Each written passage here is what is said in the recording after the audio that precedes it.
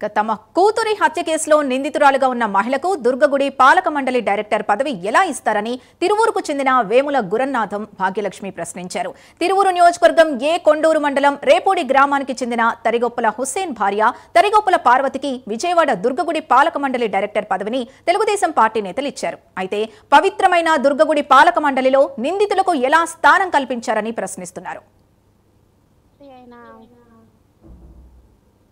భాగ్యలక్ష్మి అండి, తిరువూరు. నా కూతుర్ని తరిగొప్పల హుసేను రేపూడు అండి వాళ్ళది. తరిగొప్పల హుసేను తరిగొప్పల పార్వతి వాళ్ళ అబ్బాయికి, చిన్న అబ్బాయికి ఇచ్చాము. అయితే వాళ్ళు జాబ్ చేసుకుంటున్నారని వైజాగ్ తునిలో ఉంటున్నారండి వాళ్ళు. అక్కడ మా పాపని నా వరకట్నం కింద హింసించారు, చంపేశారండి. అక్కడ మాకు మేము పోలీసులు కేసు పెట్టినాం కానీ మాకు న్యాయం జరగలేదండి ఇంతవరకు. తను వాళ్ళ అత్తగారు పార్వతి అయిన ఆమెకి టీడీపీలో ఆమెకి పదవి ఇచ్చారండి.